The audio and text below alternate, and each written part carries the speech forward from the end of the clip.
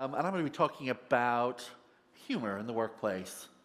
So I'm going to start with that adage everybody probably knows, laughter is the best medicine. And in fact, there's good research supporting all that. Laughter makes us relax. It encourages us to refocus, reduces blood pressure. It has a whole range of very positive benefits. So we should not be surprised then when it comes to training leaders and training managers. Everybody says, tell more jokes, add humor into the workplace. And we decided, when I say we have a group of co-authors here, Sharon Hu, Michael Park, and Grace Simon. We thought we'd ask you a question, which is, what happens if your boss is not that hilariously funny boss we all love to have, but the one that is kind of like your version of The Office, right? They tell lots of jokes, many of which are really bad. So the question is, what would happen if you had that kind of a boss, and does it have any impact here? And I mean, maybe all that bad humor just goes right off our back and we don't think about it much, but we thought maybe something different.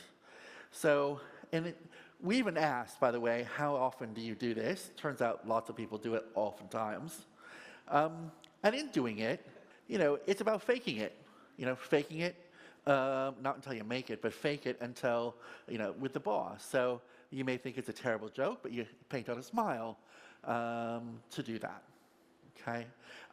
And does that have any negative impact on people? Because maybe this is something we should just forget if it doesn't.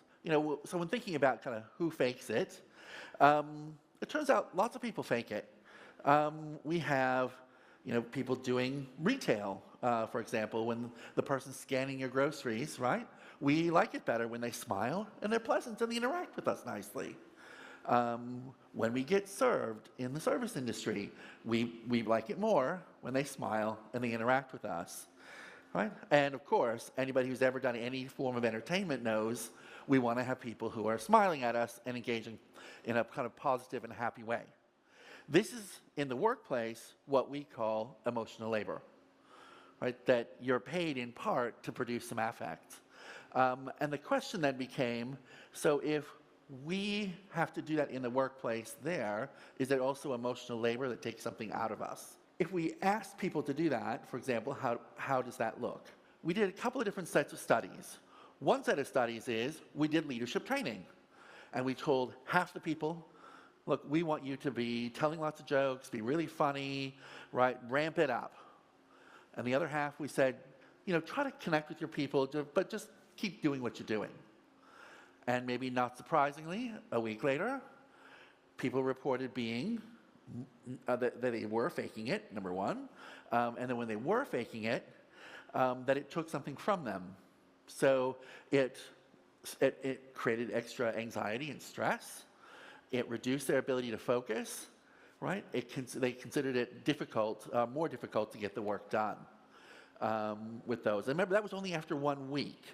All right, we're already seeing impact.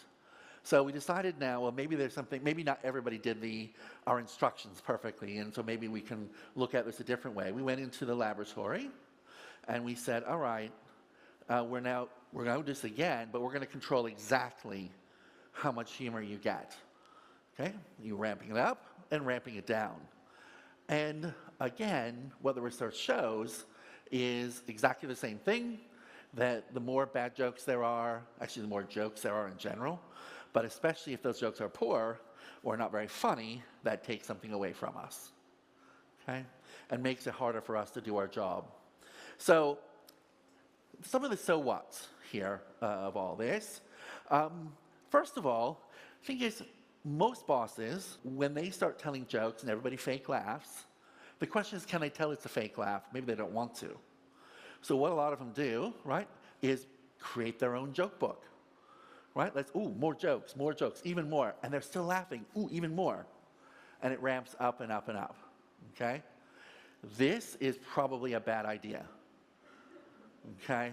That you probably don't want to be telling all those jokes. You want to probably maybe tell a few really good ones and quit while you're winning, okay?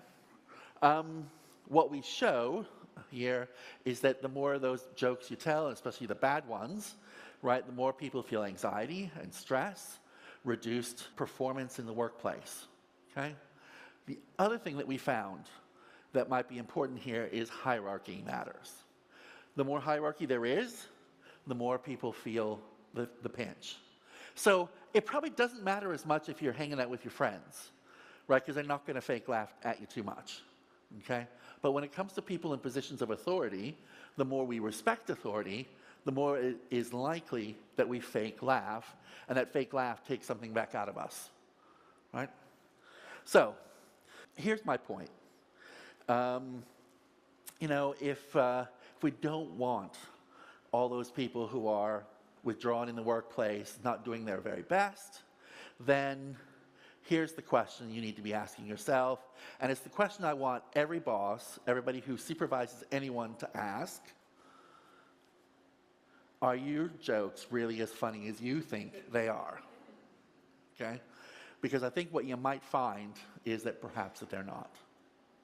So, with that, ask yourself that question whenever you're in a leadership role, and you'll probably be a better leader focusing on fewer really high quality jokes. Don't overdo it, because that's highly likely to create negative outcomes for you. Thank you.